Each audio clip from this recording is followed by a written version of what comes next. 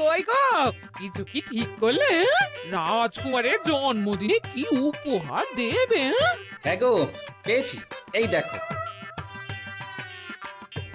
উমা, এই যে তোমার ছোটবেলা সোনার আংটিখানা। হ্যাঁ গিন্নি, ঠিক ধরেছ। যেটুকু যা গয়না ছিল সবই তো দেওয়া হয়ে গেছে, নহে বিক্রি হয়েছে। আর তো কাউকে কিছু দেওয়ার নেই, তাই ভাবলাম এটাই উপহারে দিই। সে ভালো ভেবেছো। বেশ, আসি তাহলে। ওদিকে সবার দেরি হয়ে যাচ্ছে গিন্নি।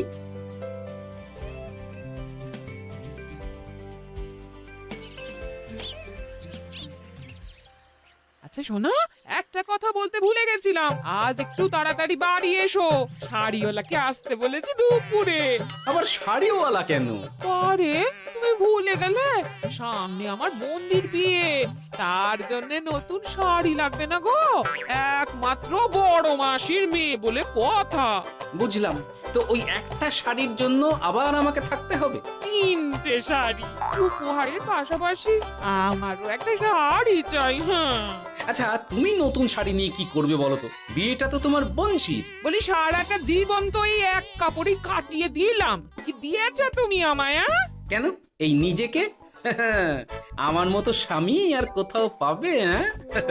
ও সব মন ভুলানো কথায় আর চিড়ে ভিজবে না, তাড়াতাড়ি আসবে বলে দিলাম। হ্যাঁ অগত্যা।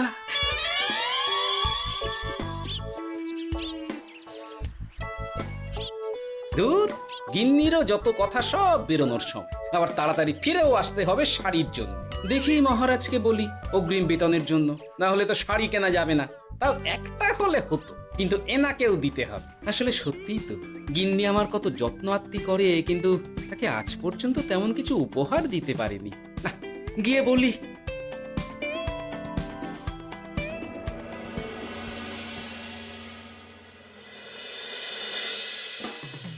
রাজকুমারের জন্মদিন উপলক্ষে যে আপনারা এত উপহার এনেছেন তার জন্য অনেক ধন্যবাদ।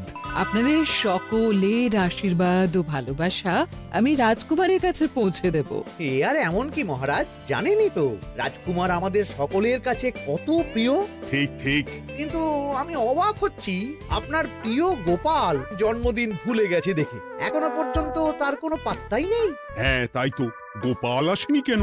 এসে গেছি মহারাজ। তা বলি, এসে তো উদ্ধার করে দিয়েছো। আজ রাজকুমারের জন্মদিন, সে কথা কি মাথায় আছে?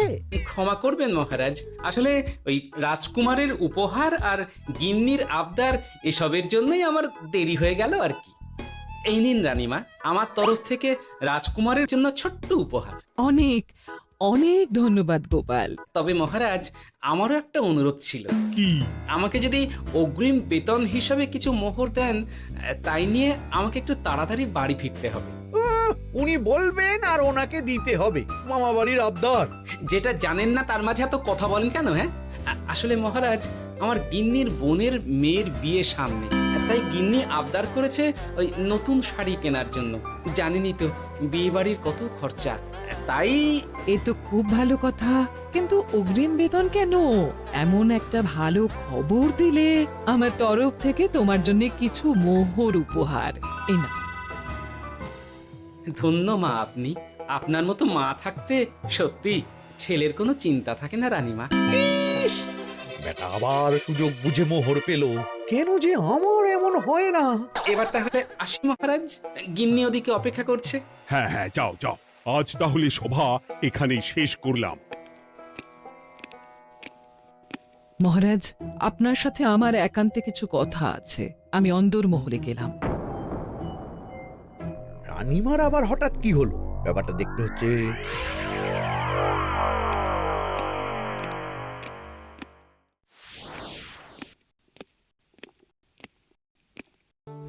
আজ আমি বুঝতে পারছি আপনি আমাকে একদম ভালোবাসেন না মহারাজ। ও কি কথা বলছো রানী? একদম ঠিক বলছি। নিজের গিন্নির আবদার মেটানোর জন্য গোপাল কত ভাবে, নতুন শাড়ি কিনে দেওয়ার জন্য অগ্রিম বেতন অব্দি চাইলো, আর আপনি? আমি তো রাজা, আমি কেন বেতন চাইবো? সেটাই তো, রাজা হয়েও আপনি কখনো এমন কিচ্ছু করেননি, কিচ্ছু না। আহা, রাগ করে না। আমি তোমাকে সব থেকে সুন্দর শাড়ি উপহার দেব, একেবারে সোনার সুতোর কাজ করা মুক্ত বসানো শাড়ি। এমন শাড়ি কেউ কখনো দেখেনি। ও মা, সত্যি? সত্যি? আচ্ছা, এই ব্যাপার। গোপালের কথা শুনে এবার মহারাজ ও রানীমাকে উপহার দেবে? ধুর, আমারই ভাগ্যটা খারাপ।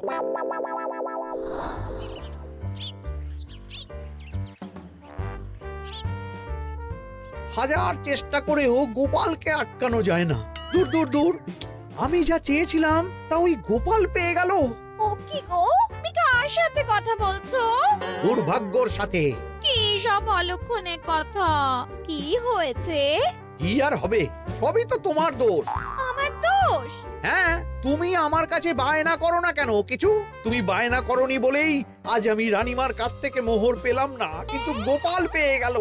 এবার বুঝলাম। ঠিক আছে, এখন তাহলে বায়না করছি, তুমি কাল গিয়ে সেটা রানীমাকে জানাবে। ঠিক আছে? হ্যাঁ, করো করো করো, বায়না করো, বায়না করো। কি চাই, কি চাই, কি চাই? পেয়েছি। তুমি রানীমাকে গিয়ে বলবে যে আমার একটা সোনার হার চাই। এই না হলে আমার বউ। দারুণ চাল চেলেছো।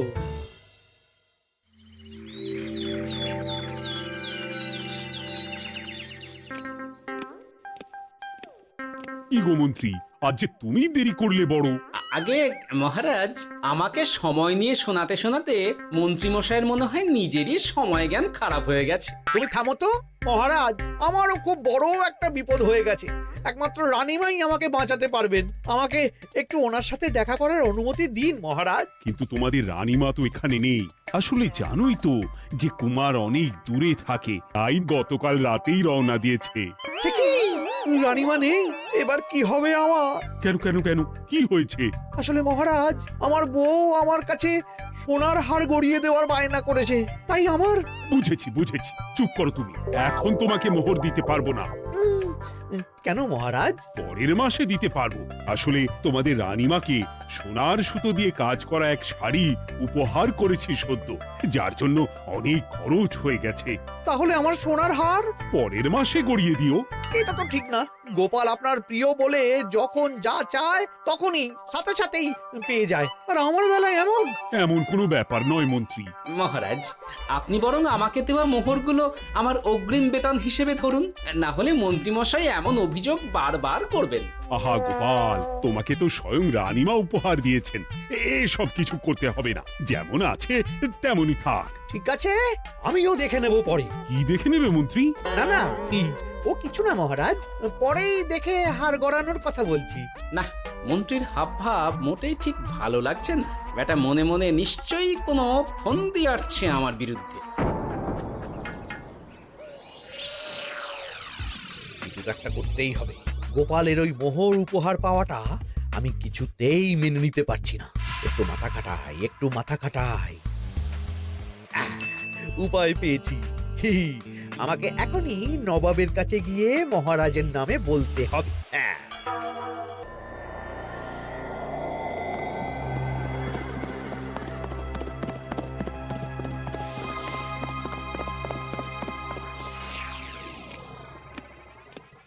প্রণাম নবাব বাহাদুর। আরে এতে কৃষ্ণনগরের রাজা কৃষ্ণচন্দ্রের মন্ত্রী তো হঠাৎ এখানেই কেন? আমি নবাব বাহাদুরকে আন্তরিক ধন্যবাদ জানাতে এসেছি। কিসের জন্য? এই যে আমরা খুব খুশি রাজা কৃষ্ণচন্দ্রের মতো একজন শক্তিশালী রাজা পেয়ে। শুধু সামরিক বলেই নয়, আর্থিক, সামাজিক, রাজনৈতিক সব দিক থেকে। আর এটা সম্ভব হয়েছে আপনার মতো একজন নবাবের মহারাজের ওপর কৃপা দৃষ্টির জন্য। বলতেটা কি চাইছো তুমি?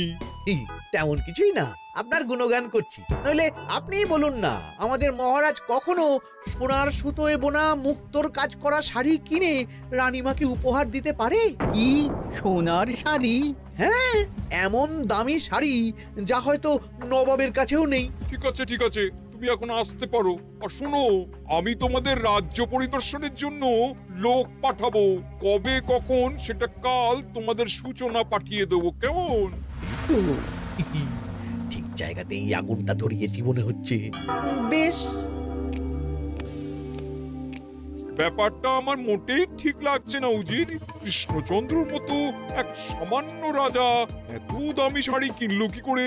কালো বাজারি করছে না তো? আমিও একই কথা ভাবছিলাম হুজুর। এক কাজ করো, কালকে কৃষ্ণনগরে খবর পাঠাও, 2 দিন পর রাজকার্য পরিদর্শনের জন্য তুমি সেখানে যাবে। সব খতিয়ে দেখবে, আর কিছু বেগতিক বা গরমিল দেখলে সেটা বাজেয়াপ্ত করে নেবে, কেমন? আজ্ঞে হুজুর।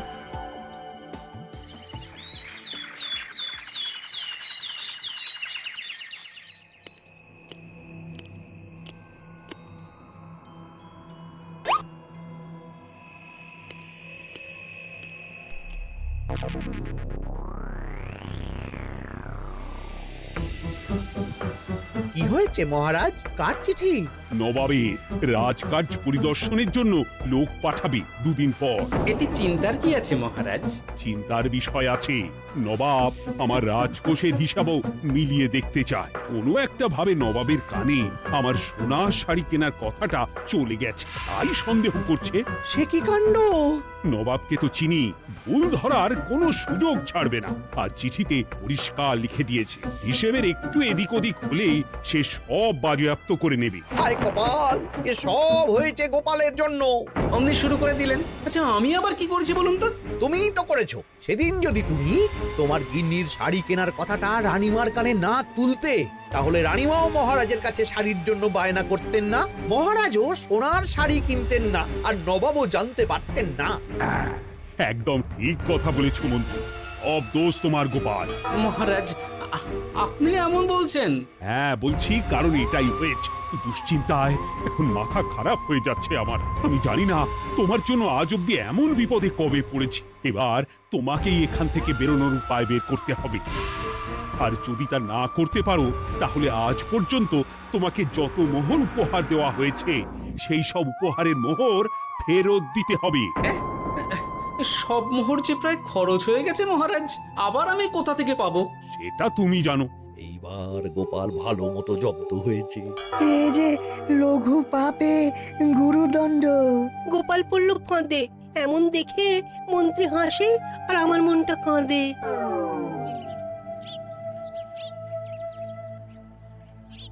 এখানে বসে কি করছো গো গিন্নি? এসে পড়েছ? ওমা, তোমার মুখটা এমন শুকনো দেখাচ্ছে কেন? আর বলো না, এই হিসেবের ঠেলায় সবকিছু বেহিসাবি হয়ে যাচ্ছে একেবারে। আচ্ছা, তুমি কি করছিলে ওই রসিদগুলো নিয়ে? দেখে হিসেব করছিলাম এই মাসে অনেক খরচ হয়েছে কিনা, সেই বুঝে পরের দিনগুলো চালাতে হবে গো। কি বলে?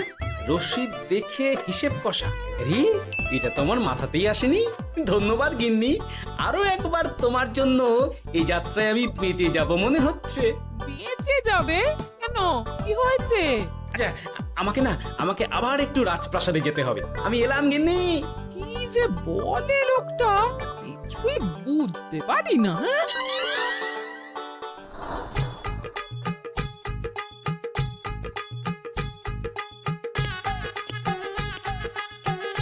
আসতে পারি মহারাজ? এ কি গোপাল, তুমি? আর কোনো চিন্তা নেই মহারাজ, নবাবকে হিসেব বোঝানোর উপায় পেয়ে গেছি। কি বলছো? কি উপায়? এই দুদিনে আপনি শুধু সকল প্রজাদের কাছ থেকে পুরনো রসিদ সংগ্রহ করুন, তাহলেই কেল্লা ফতে। তাই নাকি? আর নয়তো কি? তবে এ ব্যাপারে মন্ত্রী মশাইকে কিন্তু কিচ্ছু জানতে দেওয়া যাবে না। শুধু আমি যা বলছি তাই করুন মহারাজ। সে তো বুঝলাম, কিন্তু প্রজাদের থেকে পুরনো রসিদ সংগ্রহের কথা ঘোষণা করলেই মন্ত্রী এমনি জানতে পেরে যাবে। চিন্তা করবেন না মহারাজ, আমার কাছে এটারও উপায় আছে। আপনি শুধু খেয়াল রাখবেন যাতে এই কথা 5 কান না হয়। বাকিটা ভরসা রাখুন, কৃষ্ণনগরের একটা ঘাসও নবাব বাজেয়াপ্ত করতে পারবে না।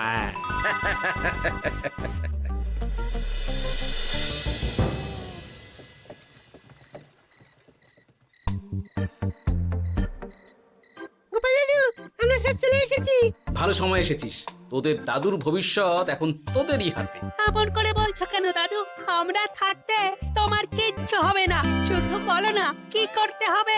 জানি তো, তোদের যেটা করতে হবে সেটা হলো সবার বাড়ি বাড়ি গিয়ে পুরনো রসিদ সংগ্রহ করতে হবে। এই ব্যাপার, এটা এমন কি? কিন্তু কেউ যদি জিজ্ঞাসা করে কেন চাইছি, তখন বলবি যে ওই গোপাল দাদু ওই টোঙা বানাবে বলে পুরনো কাগজ চাইছে। আচ্ছা, আমরা এক্ষুনি নিয়ে আসছি। যাক, প্রথম ধাপ হয়ে গেল, এবার পরের ধাপের প্রস্তুতি। যাই একবার বরং বিজ্ঞানীর কাছ থেকে ঘুরে আসি। বিজ্ঞানী, ও বিজ্ঞানী, বাড়ি আছো? আরে গোপাল যে, এসো এসো ভেতরে এসো। বলো, তোমাকে কিভাবে সাহায্য করতে পারি? তোমার কাছে কালি মোছা যায় এমন কোনো কিছু আছে? কালি মোছার জিনিস? হ্যাঁ, একটা তরল রাসায়নিক পদার্থ আছে যেটা সব ধরনের কালি তুলে ফেলে। দাঁড়াও দিচ্ছি। অনেক ধন্যবাদ বিজ্ঞানী।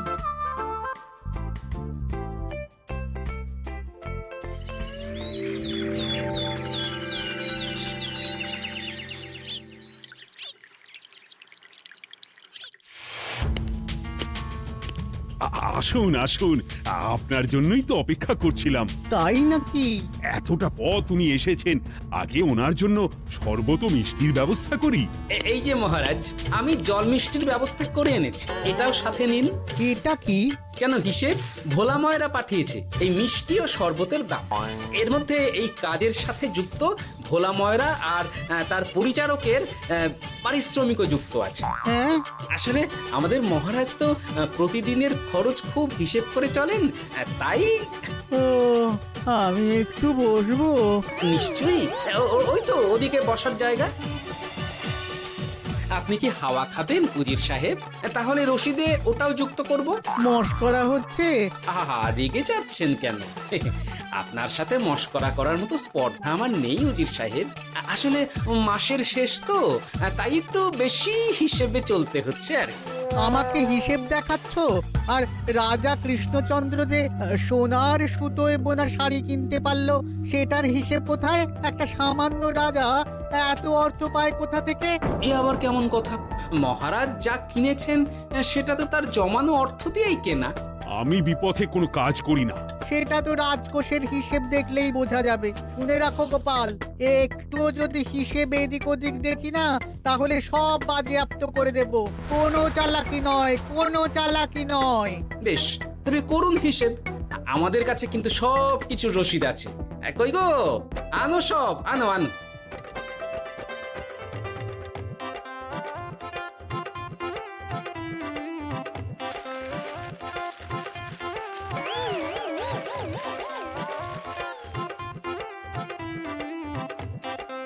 হ্যাঁ, এত রসিদ? আপনি বরং নিশ্চিন্তে হিসেব কষে নিন, আমরা আসি।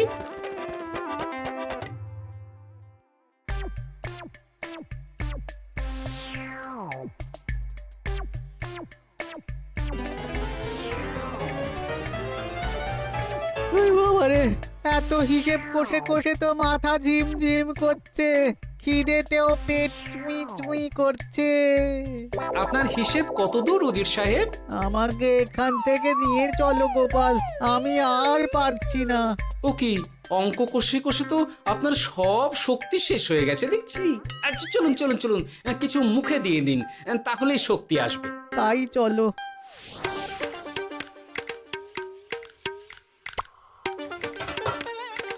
নিন, এটা হলো দুপুরের খাবার, আনাজ মশলা এমনকি রান্নার ঠাকুরেরও পারিশ্রমিকের হিসেব। এবার আমি পাগল হয়ে যাব। আমি আর কোনো হিসেব দেখতে চাই না। সব সময় কি আর হিসেব নিয়ে চলা যায় নাকি? কি আর করা যাবে বলুন? হিসেবে না চললে আপনি তো মহারাজের উপার্জনের উপর সন্দেহ করবেন, আর বেশি খরচ হলেই সম্পত্তি বাজেয়াপ্ত করবেন। তাই বলে সব কিছুতেই হিসেব? কোনো একদিকে বেশি খরচ হলে বাকি দিকগুলো এইভাবেই কম করে চলতে হয়। কি ঠিক বলিনি? আমি আমার ভুল বুঝতে পেরেছি গোপাল, এবার আমাকে রেহাই দাও। আসলে তোমাদের মন্ত্রী নবাবের কাছে গিয়ে তোমাদের রাজা নামে উস্কেছে। কি? মন্ত্রী? এই রে, খেয়েছে, আর পালাতে হবে দেখছি। ঠিক জানতাম, মোহরের জন্যই এত কিছু। তাই তো নবাব এমন করেছেন। বেশ, এবার আমি ফিরে গিয়ে নবাবকে সব জানিয়ে দিচ্ছি। সত্যি গোপাল, তোমার তুলনা হয় না। আর মন্ত্রী, আগে মহারাজ, তুমি যা করেছো তার কোনো ক্ষমা নেই। তোমার জন্যই আমার এত হয়রানি হয়েছে। ভুল হয়ে গেছে, আমাকে ক্ষমা করে দিন মহারাজ। গোপালের ওপরে হিংসে করে এমন করেছি, আর হবে না। একটা সুযোগ দিন মহারাজ। হ্যাঁ মহারাজ, সুযোগ দিয়েই দিন। বেশ, তবে তোমার শাস্তি হলো রানীমাকে আমি যে সোনা শাড়ি কিনে দিয়েছি সেটার পুরো দাম তোমাকে আমায় দিতে হবে। হ্যাঁ?